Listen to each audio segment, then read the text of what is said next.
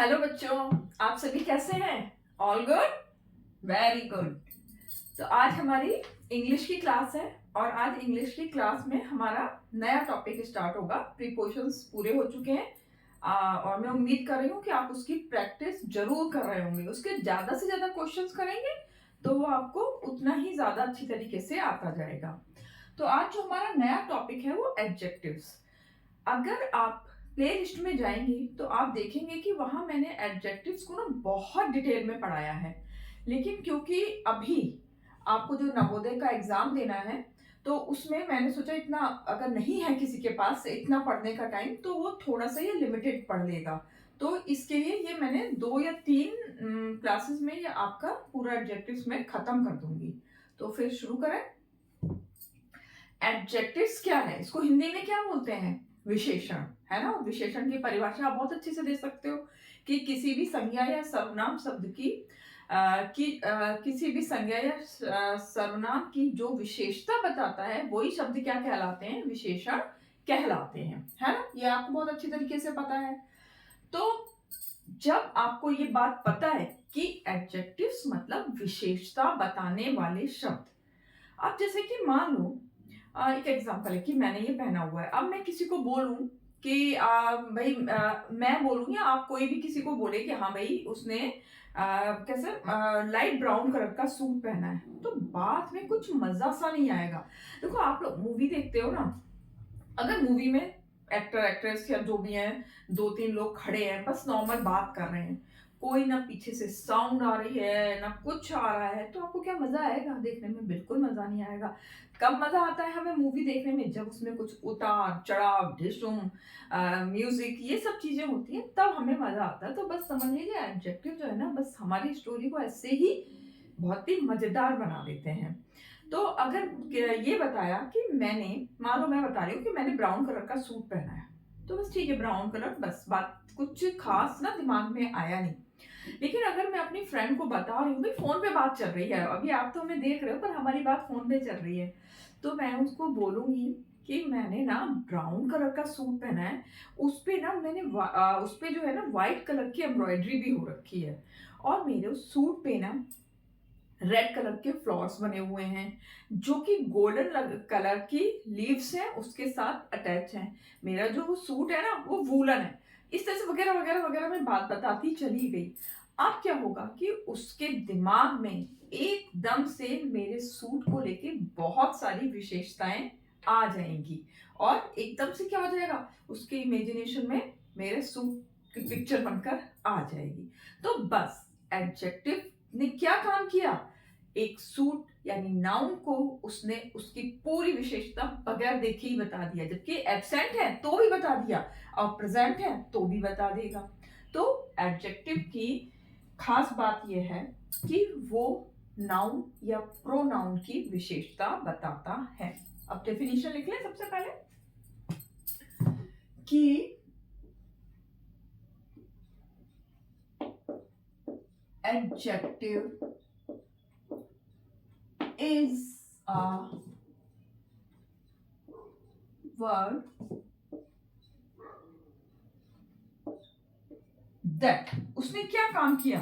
उसने काम किया है किसी भी चीज को डिस्क्राइब करने का काम किया है। तो that describe a noun और प्रो, इसमें मेन बात क्या थी कि ये डिस्क्राइब किया गया था तो इसलिए इसको हम क्या बोल देते हैं? तो दे आर ऑल्सो कॉल्ड क्या? डिस्क्राइबिंग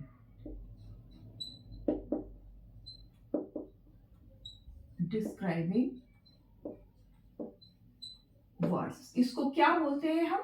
डिस्क्राइबिंग वर्ड्स बोलते हैं। और ये इंडिकेट क्या क्या कर देता है? देखो इंडिकेट कर देता है ये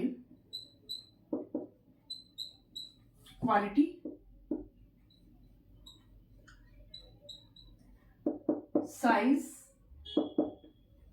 चीजें लिख रही हूँ, देखो बहुत चीजें बताता है ये, कुछ चीजें लिख देती हूँ। शेप को, ड्यूरेशन को, और इसके अलावा हमारी फीलिंग्स को भी ये बता देता है, एक्सेट्रा। एग्जाम्पल फटाफट से देख लें, क्योंकि एग्जाम्पल से ना एकदम आ जाती है। मान लो बहुत छोटा सा एग्जाम्पल है, ही इज भी लिख दो, ही इज अ बॉय। ये वही है, एकदम सिंपल सेंटेंस है, कुछ इसमें हमने ना वो क्या कहते हैं मिर्च मसाला नहीं लगाया हुआ है, तो क्या मजा आया भाई, ही इज अ बॉय, ठीक है वो लड़का है, लेकिन अब उसके बारे में तो कुछ पता ही नहीं चल रहा है ना, अब उसको कौन करेगा डिस्क्राइब, कौन करेगा, एडजेक्टिव ही तो करेगा। तो he is a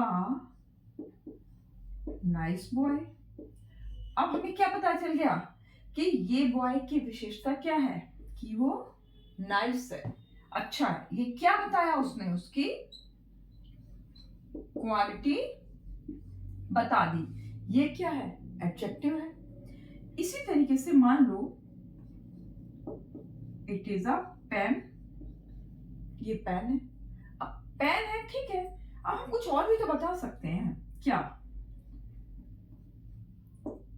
it is a 12 मतलब मैं तो ऐसी कुछ भी लिख दिया, ये सच में 12 इंचेस का नहीं है, 12 inches pen.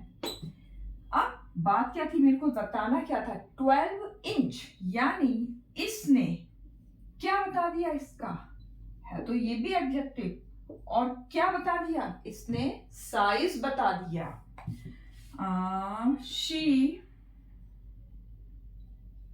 Is feeling happy, या शी इज हैप्पी, ये भी लिख सकते हैं। तो अब यहां पे उसकी क्या फीलिंग है, तो ये है उसका इमोशंस बता रहा है, जो कि मैंने लिखा था ना, ये फीलिंग्स को बता रहा है, इमोशंस बता रहा है, तो ये इमोशन को भी बताने का काम करता है एडजेक्टिव। आपको ये इतने से समझ में आ गया होगा, लेकिन अभी इतना ही नहीं है, काफी, अभी हम और भी आपको बताएंगे, इससे भी ज्यादा बताएंगे। इसको मैं मिटा देती हूँ एक बार, क्या फिर से रिपीट कर दूं मैं, कि adjective is a word, adjective है वह शब्द जो डिस्क्राइब मतलब वर्णन करना, जो कि वर्णन करते हैं किसका, नाउन या प्रोनाउन का, संज्ञा या सर्वनाम का। They are also called describing words. इसलिए इनको, अगर आप बहुत बड़ी परिभाषा याद नहीं कर पा रहे हो, अगर आप केवल ये वर्ड भी याद कर लोगे ना कि adjective is a describing words, तो भी आपको इसका मतलब एडजेक्टिव समझ में आ गया है। और ये quality, size, shape, duration, feeling etcetera चीजों को बताते हैं। और ये एग्जांपल आपको कुछ क्वालिटी के, साइज के, इमोशंस के आपको करा दिए गए हैं, ठीक है। अब थोड़े और चीज इसके बारे में जान लेते हैं। अच्छा, जानेंगे तो हम बाद में, हम ऐसा करते हैं, बहुत सारे मैं एग्जांपल्स लिखती हूँ और आपको उनके साथ साथ में फिर कुछ आगे और बढ़ाते जाएंगे, कि मैं आखिर आपको ये सारे के साथ साथ में मैंने आपको और भी ज्यादा क्या बताया है।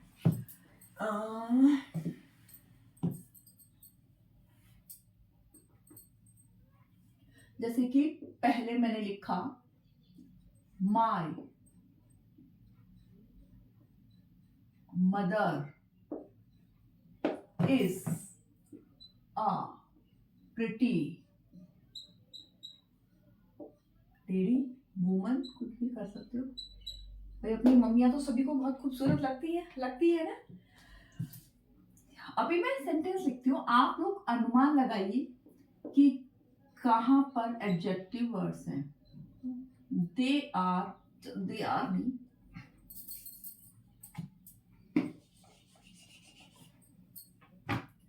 they live in a big and beautiful house. मैं भी सबको समझाऊंगी, हिंदी में भी सबके अर्थ बताऊंगी। माय केक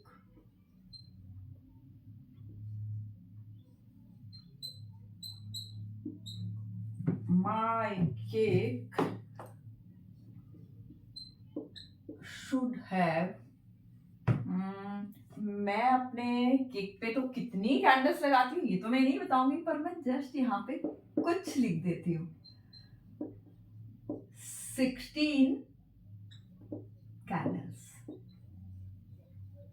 ठीक है, ये कुछ सेंटेंस हुए। और चलो,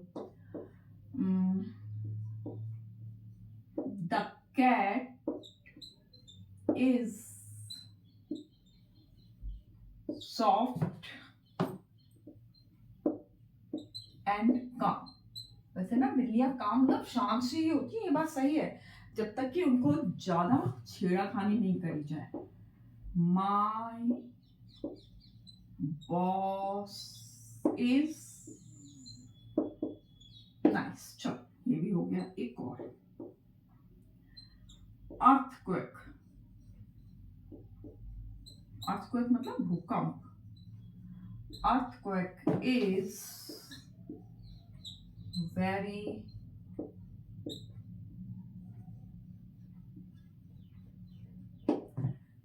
डेंजरस। अब समझते हैं हम एक एक को। My mother is a pretty lady. मेरी माँ कैसी है? एक खूबसूरत लेडी है। तो अब इसमें बताओ एडजेक्टिव शब्द क्या है? प्रिटी। ये क्या, मैं इसको चलो दूसरे पेन से करती जाती हूँ, है ना। ये है एडजेक्टिव और लेडी क्या है? ये है नाउन है। They live in a big and beautiful house. यहां पर एक से ज्यादा एडजेक्टिव आए हुए हैं ना। बिग भी क्या है? एडजेक्टिव है, एडी कर दूं। और ब्यूटीफुल भी क्या है? एडजेक्टिव है। और हाउस क्या है? नाउन है कि वे रहते हैं बड़े और सुंदर से घर में। किसकी विशेषता बता दी है? घर की। घर कैसा है? बड़ा सा है और सुंदर सा है। My cake should have 16 candles. Actually ये एग्जांपल इसलिए लिया है कि जो ये 16 है ना, ये भी एडजेक्टिव है। मतलब नंबर्स भी एडजेक्टिव होते हैं। ये नहीं कि आप कहीं पे नंबर्स आ जाए और ये सोचो कि एडजेक्टिव तो ये हो नहीं सकते, नंबर है। तो ये भी एडजेक्टिव है। और ये किसकी विशेषता बता रहा है? कैंडल्स की। कैंडल समझते हो? मोमबत्ती। कि मोमबत्ती पे कि जो मेरे केक पर कितनी कैंडल्स होनी चाहिए? 16 कैंडल्स होनी चाहिए। तो यहाँ पर कैंडल्स की विशेषता किसने बताई है? 16 ने। इसलिए नंबर्स भी एडजेक्टिव होते हैं। जब हम टाइप्स पढ़ेंगे ना, तब आपको ये और ज्यादा पता चलेगा। आपने ये देख लिया, अब फिर से देखते हैं। The cat is soft and calm. जो कैट है वो कैसी होती है? मुलायम सी, छू के देखा है। और काम, शांत होती है। यानी ये भी क्या है? एडजेक्टिव। और ये भी क्या है? एडजेक्टिव। अब भाई आगे तो नाउन दिख ही नहीं रहा है, क्योंकि बात क्या हो रही थी कि एडजेक्टिव शब्द जो है वो किसकी विशेषता बता रहा है? नाउन या प्रोनाउन की। और ये भी कहा जाता है कि एडजेक्टिव कहाँ आता है? नाउन से पहले आता है, पर ये जरूरी नहीं है। यहां पर नाउन क्या है? कैट। तो नाउन के बाद में भी आता है। कभी कभी एडजेक्टिव नाउन से पहले भी आता है और कभी नाउन के बाद में भी आता है। My boss is nice. मेरे बॉस कैसे हैं? नाइस है, अच्छे हैं। तो एडजेक्टिव और बॉस क्या है? नाउन। नाउन पहले है और एडजेक्टिव बाद में आया हुआ है। Earthquake is very dangerous. Earthquake कैसे होते हैं? बहुत ही खतरनाक होते हैं, डेंजरस। ये हो गया एडजेक्टिव और नाउन हो गया अर्थक्वेक हो गया नाउन।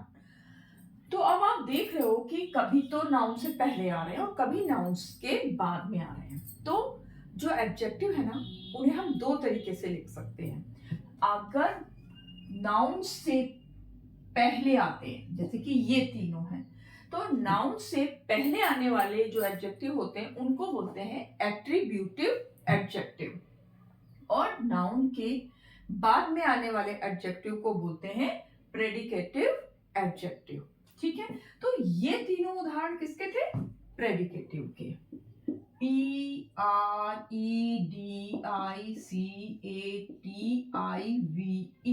और एडजेक्टिव तो है। और ये क्या कहलाते हैं?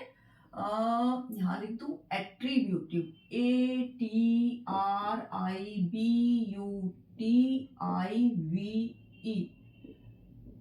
एडजेक्टिव।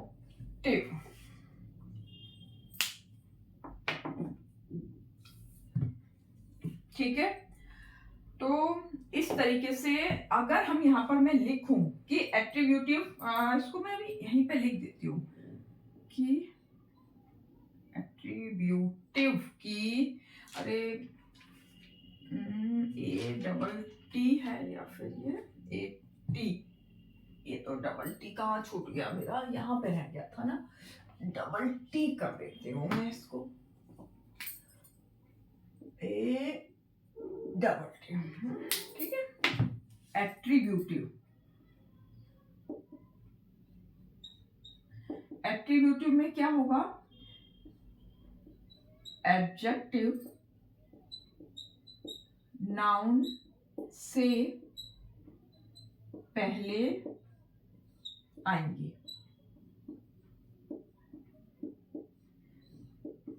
और प्रेडिकेटिव में क्या होगा? आप इसको अलग भाषा में बोल सकते हो, ऐसा नहीं है कि एडजेक्टिव, जो एट्रीब्यूटिव में एडजेक्टिव नाउन से पहले आएंगे। हम इसको ये भी बोल सकते हैं कि नाउन के बाद में आने वाले एडजेक्टिव को क्या कहते हैं? प्रेडिकेटिव कहते हैं। वही बात है, समझ ही गए आप, है ना? नाउन के बाद में आने वाले कौन? एडजेक्टिव, आने वाले एडजेक्टिव। तो आप इस तरीके से, आपको ये दोनों ही चीजें पता चल गई है ना कि एडजेक्टिव किस में बढ़ गए? दो में। मतलब अभी काइंड्स और भी हैं, पर मेन ये कि ये वाली बात नहीं है। जैसे अभी तक आप जानते थे कि एडजेक्टिव शब्द क्या होते हैं कि वो नाउन से पहले आ जाते हैं और उसकी विशेषता बता देते हैं। ऐसा नहीं है, बाद में आके भी वो उसकी विशेषता बता सकते हैं, और वो इस तरीके से बढ़ गए दो में, एट्रीब्यूटिव और प्रेडिकेटिव। तो और इसके एक दो बहुत और आसान से, ही तो आपने इतने सारे देख ही लिए, थोड़ा सा और देख लेते हैं। अब आप लोग कुछ एग्जांपल्स मुझे बताना चाहोगे क्या, कि वो मैं और लिख दूं एक दो? वैसे तो मैंने काफी सारे उदाहरण दे ही दिए हैं, पर अगर आप कुछ और भी बताना चाहें बिल्कुल आसान से, थोड़े से निशान से क्यों पढ़ने लगते हैं? चलिए, मैं तो डर गई हूँ इसके जो निशानों से ना, पहले वाला बोर्ड इसीलिए ही खराब हो गया था, इसके निशान की वजह से। जैसे कि एक बहुत हम शब्द बोलते हैं कि he is happy, वैसे तो मुझे लगता है आपको आ गया होगा समझ में। वो क्या है? खुश है, happy. he is happy person लिख दूं, मतलब वो कैसा है? पर्सन, बॉय, कुछ भी। अब आप मुझे बता सकते हो कि इसमें से कौन सा एट्रीब्यूटिव है और कौन सा प्रेडिकेटिव है? बड़े ही आराम से बता दोगे कि इसमें हैप्पी, हैप्पी, इसकी किसकी विशेषता बता रहे हैं? ये भाई ही इज हैप्पी, प्रोनाउन की भी तो विशेषता बताता है, तो ये प्रोनाउन के बाद में आया है। पर्सन नाउन, यहाँ पे नाउन से पहले हैप्पी आया है, तो ये हो गया एट्रीब्यूटिव, और ये कौन सा हो गया? प्रेडिकेटिव। ठीक है ना? इसमें तो मेरे ख्याल से कोई भी आपको दिक्कत नहीं है। चलो, और ही, आप बताना। He likes short stories. वो क्या पसंद करता है? छोटी छोटी कहानियां। वैसे तो छोटी कहानियां सभी पसंद करते हैं। तो इसमें अभी चलो एक और लिख दूं, यू लुक गॉर्जियस। जब कोई बहुत ही शानदार सा लगता है तब बोलते हैं गॉर्जियस। कि ही लाइक्स शॉर्ट स्टोरीज, उसको पसंद है कैसी? छोटी कहानियां। स्टोरीज क्या है? नाउन। और शॉर्ट क्या है? एडजेक्टिव। क्योंकि कहानियां तो हर तरीके की होती हैं, लंबी भी होती हैं, छोटी भी होती हैं। तो उसे कौन सी स्टोरी पसंद है? उसने थोड़ा और भी डिस्क्राइब कर दिया स्टोरी के बारे में। अब यू लुक, यू क्या है? प्रोनाउन। और गॉर्जियस, गॉर्जियस क्या है? शानदार। ये उसकी विशेषता बता रहा है, एडजेक्टिव। और इसके बाद में कोई भी नाउन नहीं है। तो ये कौन सा है? जब इसके बाद में कोई भी नहीं है, यहां पर है, तो ये कौन सा हुआ? एट्रीब्यूटिव। और ये कौन सा हो गया? प्रेडिकेटिव। अब आपको, मुझे नहीं लगता कि अब कोई और एग्जांपल देने की जरूरत है। अब आप एट्रीब्यूटिव और प्रेडिकेटिव बहुत अच्छी तरीके से समझ गए। अब हम थोड़ा सा, ये एडजेक्टिव हम पढ़ते क्यों हैं, कि इसकी इंपॉर्टेंस क्या है? देखो इंपॉर्टेंस तो भी आपको वैसे ही मैंने बता दिया था एक कहानी सुना के, कि भाई अगर किसी के बारे में कुछ बता रहे हो, थोड़ी सी बात कह के आप खत्म कर दो, तो कुछ भी स्टोरी में मजा सा नहीं आता है। कोई स्टोरी सुनाने बैठ जाए जैसे कि, तो भी अगर हम ज्यादा उसको मजेदार तरीके से नहीं सुनाएंगे, तो बगैर एडजेक्टिव के यूज के सुनाएंगे तो स्टोरी में मजा ही नहीं आएगा। जब हम उसमें बहुत सारे एडजेक्टिव्स यूज कर लेंगे तो स्टोरी में मजा आने लग जाएगा। यही है इसकी इंपॉर्टेंस।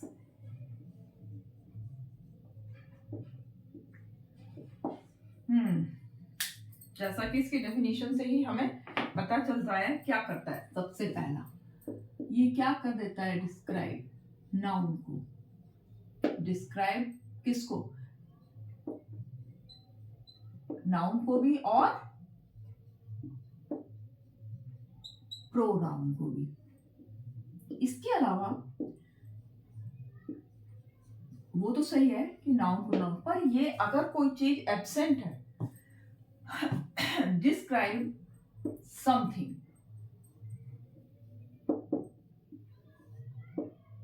दैट्स एब्सेंट, तो क्या ये उसके बारे में भी बता पाएगा? या जो चीज सामने होती है उसी को बता पाता है? नहीं, जो चीज एब्सेंट है उसको भी ये अच्छी तरीके से बता देगा। जैसे कि मान लो कि यहाँ पर मेरी फ्रेंड नहीं है, मुझे अपनी फ्रेंड के बारे में बात करनी है, तो मैं उसके बारे में बता दूं कि हमें मेरी फ्रेंड है, शीला मेरी फ्रेंड है, बस बात खत्म हो गई ना।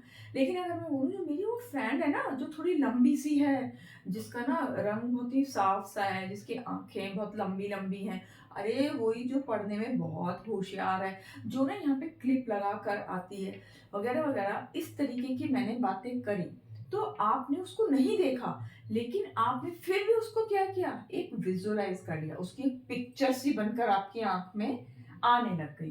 तो एडजेक्टिव्स जो हैं एब्सेंट चीज को भी का भी वर्णन कर देते हैं, और हम क्या कर लेते हैं? विजुअलाइज कर लेते हैं। तो इसका एक और क्या इंपॉर्टेंस? विजुअलाइजेशन।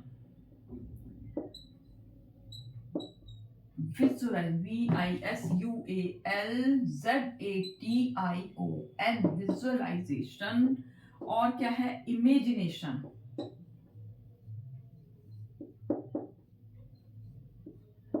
इमेजिनेशन की पावर भी क्या होती है? इससे बहुत ज्यादा बढ़ जाती है।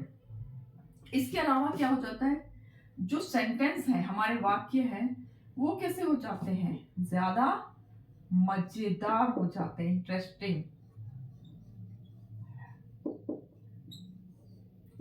इसके अलावा एक और है, वो है क्लैरिफाई।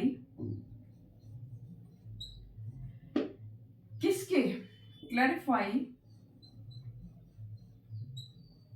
बिटवीन। मान लो आपके पास बहुत सारी कोई ऑप्शंस दिए हुए हैं, कोई चीजें दी गई हैं, तो उनके बीच में आपको क्लैरिफाई मतलब आप क्लियर हो जाते हो। जैसे मान लो आपको ना गिफ्ट के लिए पेपर चढ़ाना है, किसी को गिफ्ट देना है। अब आपको वहाँ पे 2 पेपर्स के बारे में बात हो रही है कि भाई एक ना वो व्हाइट कलर का पेपर है, उसपे थोड़ी-सी लाइनिंग हो रखी है, कि वो ज़्यादा अच्छा है, या एक जो चमकीला सा पेपर है ना, उसपे जिसपे लिखा हुआ है हैप्पी बर्थडे भी लिखा हुआ है और वो बहुत ही झिलमिल कर रहा है, उसमें जगह-जगह गिफ्ट्स भी बने हुए हैं। तो कौन-सा वाला चूज़ किया जाए? भई जिसको हमने ज़्यादा अच्छी तरीके से, अब डिस्क्रिप्शन तो दोनों का ही था कि एक व्हाइट कलर का है, उसपे कुछ भी ज़्यादा कुछ बना हुआ भी नहीं है, बस सिंपल हैप्पी बर्थडे लिखा हुआ है। और एक वो है जो बहुत ही झिलमिला रहा है, चमचमा रहा है और उसपे हैप्पी बर्थडे भी लिखा हुआ है। हैप्पी बर्थडे के साथ-साथ उसमें बहुत सारे गिफ्ट्स भी बने हुए हैं, तो अब आप चूज़ कर लो।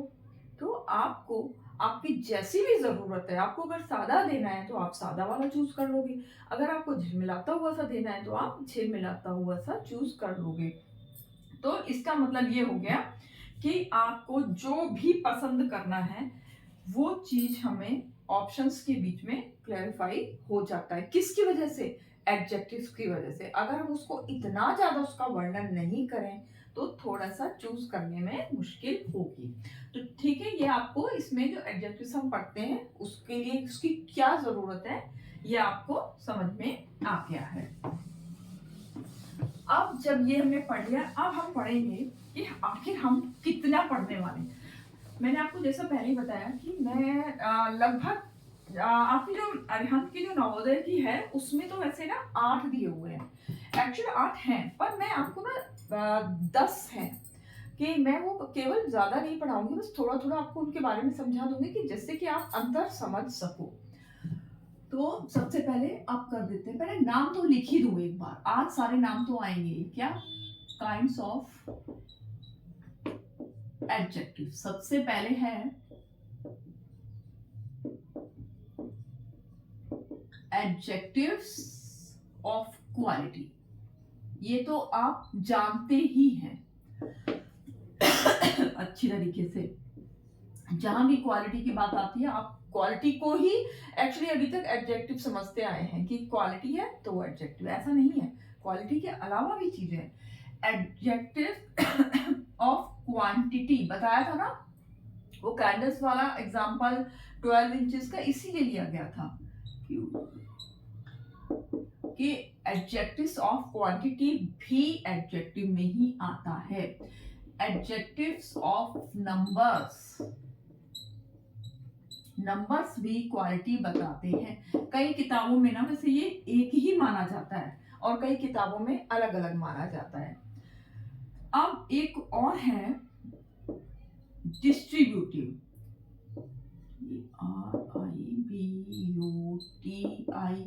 RIBUTIVE, distributive adjectives.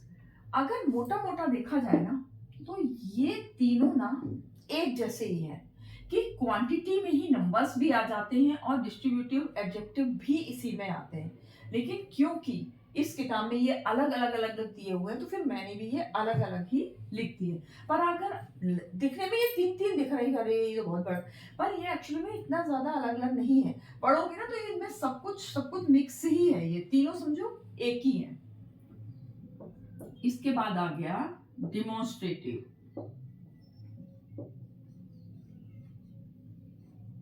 Demonstrative adjective. पांचवा आ गया पजेसिव एडजेक्टिव। आपने पजेसिव प्रोनाउंस भी पढ़े थे ना, तो थोड़ा सा आप इसमें कंफ्यूज करोगे, पर आप एकदम जब पढ़ोगे ना, एकदम आपको समझ में आ जाएगा। ये सब देखो, इंटेरोगेटिव भी आपने पढ़ा था ना, पर ये भी आपको आ जाएगा समझ में कि इंटेरोगेटिव प्रोनाउन और इंटेरोगेटिव एडजेक्टिव में क्या फर्क है। INTERO,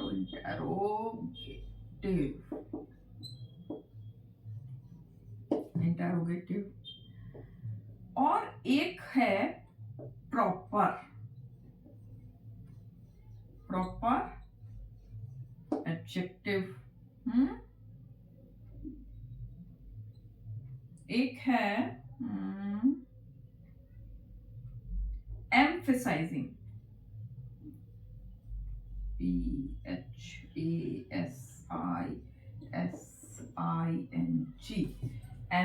emphasizing adjective.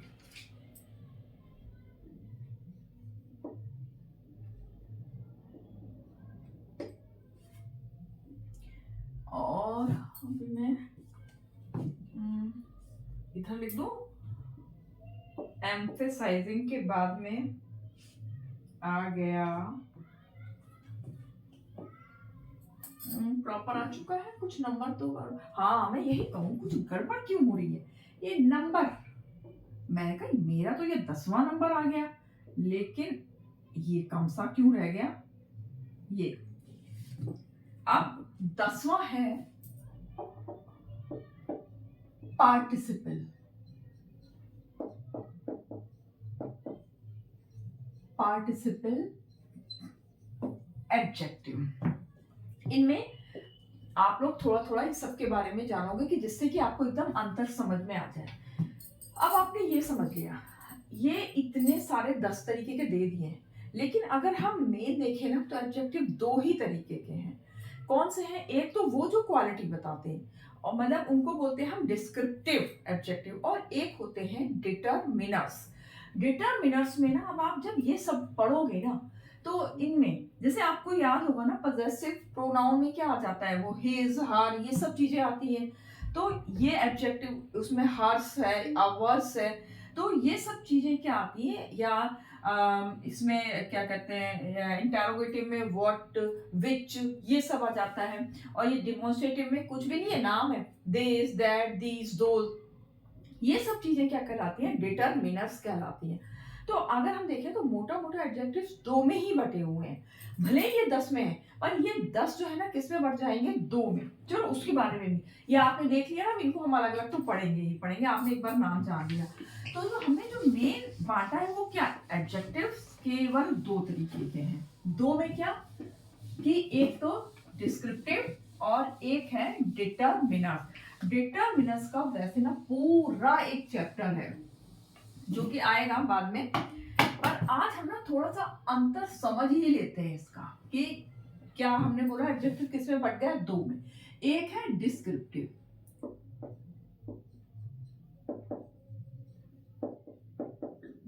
Descriptive adjective, और दूसरा है डिटरमिनर्स, डिटरमिनर एडजेक्टिव। ये 2 हैं। अब इन 2 को क्या है, एक तो दोनों में एक चीज तो कॉमन है, दोनों ही क्या कर रहे हैं, नाउन और प्रोनाउन को मॉडिफाई कर रहे हैं ना, ये तो बात दोनों में ही कॉमन है। अब इसमें फर्क क्या है, कि ये क्या बताता है, कोई भी चीज की क्वालिटी बताता है, तभी तो ये डिस्क्रिप्टिव है भाई, कि क्या बता देगा कि वो लंबा है, वो छोटा है, वो गोरा है, वो काला है, या वो सुंदर है, इस तरीके की जो भी चीजें हैं वो क्या बताता है, क्वालिटी जो बताते हैं वो कहलाते हैं डिस्क्रिप्टिव। ये जो होते हैं ना डिटरमिनर जो है ना, उसके बारे में कोई वर्णन नहीं करते, बस उसको इंडिकेट करते हैं। ये क्या करते हैं, एग्जाम्पल से डिस्क्राइब करते हैं, मैं हिंदी में लिख रही हूं, डिस्क्राइब करते हैं। और ये क्या करते हैं, केवल डिस्क्रिप्शन नहीं देते हैं, केवल इंडिकेट करते हैं, इंडिकेट करते हैं। जैसे कि ये हमने लिखा था ना, ही इज आ, क्या था, नाइस, बस मैं वही एग्जांपल फिर से लिख रही हूं।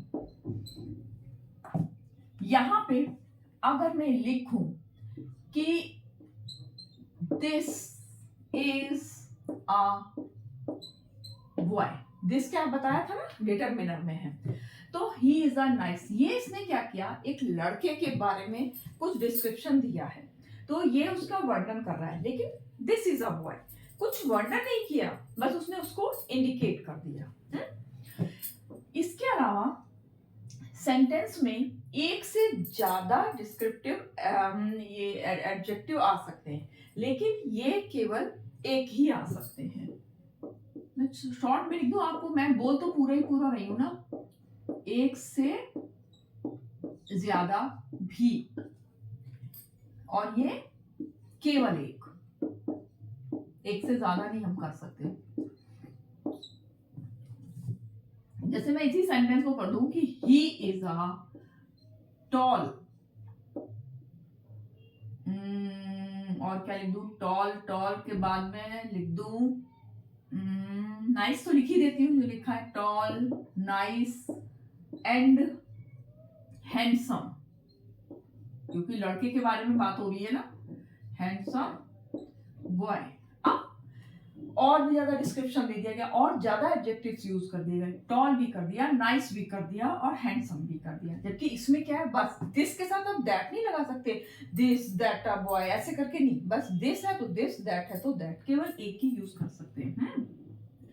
और इसमें एक और भी बात, अगर इस सेंटेंस में मैं ये हटा दूं, मान लीजिए मैंने हटा दिया ये जितने भी एडजेक्टिव्स थे ना, कि मैंने कर दिया केवल ही इज अ बॉय, तो इनके बगैर भी सेंटेंस पूरा है अपने आप में, डिस्क्रिप्टिव एडजेक्टिव नहीं भी आएंगे तो भी सेंटेंस पूरा होगा।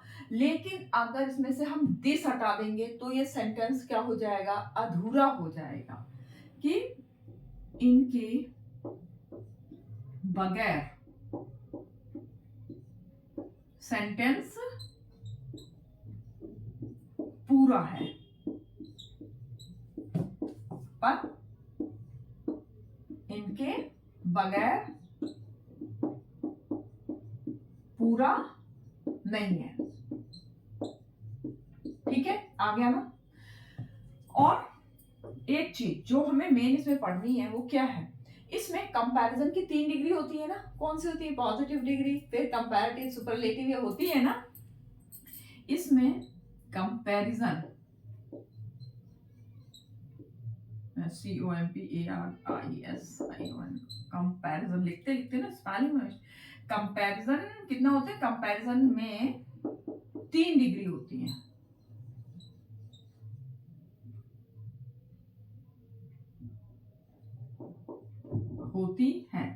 और इसमें नहीं होती। इसी तरीके से ये जो है ना अनलिमिटेड है, बहुत सारे हैं ये, लेकिन ये जो है कुछ लिमिटेड ही है, ये बहुत ज्यादा संख्या में नहीं है, इनको हम पूरी तरीके से पढ़ेंगे। ठीक है, बस इतने सारे अंतर हमने समझ लिए हैं कि जो बेसिकली जो एडजेक्टिव है वो 2 में ही बटा है, डिस्क्रिप्टिव और डिटरमिनेटिव, पर दोनों ही हमारे कोर्स में आते हैं और इनको समझना जरूरी है, क्योंकि जो आपको अभी तक डिस्क्रिप्टिव के बारे में तो पता है, डिटरमिनर्स में आपको क्या आ जाता है कि अरे ये एडजेक्टिव है ही नहीं, आप उनको एडजेक्टिव मानने को ही तैयार नहीं होते। इसीलिए हम इनको ज्यादा अच्छी तरीके से आपको समझना पड़ेगा। तो हम कब समझेंगे, जब हमने वो 10 प्रकार लिखे थे ना, काइंड्स ऑफ एडजेक्टिव्स कितने थे, 10 टाइप्स के, वो हम जब पढ़ेंगे ना तब हमें एडजेक्टिव एकदम क्लियर हो जाएगा। तो बस आज के लिए इतना ही काफी है, आप इसको दोबारा से पढ़ना, इसका रिवीजन करना, फिर अगली बार हम अलग अलग के बारे में थोड़ा थोड़ा पढ़ते जाएंगे, थोड़ा थोड़ा डिफरेंट, ज्यादा नहीं लगाएंगे इसमें टाइम, जैसे मैंने बोला है। और अगर आपको ज्यादा डिटेल में जाना है तो उसमें जाइएगा आप प्ले लिस्ट में, और वहां पर एडजेक्टिव के ये अलग अलग वीडियोस काफी लेंथी बनाई हुई हैं। तो तब तक अगली वीडियो तक आप अपना ध्यान रखिएगा और रिवीजन जरूर कीजिएगा। Bye bye.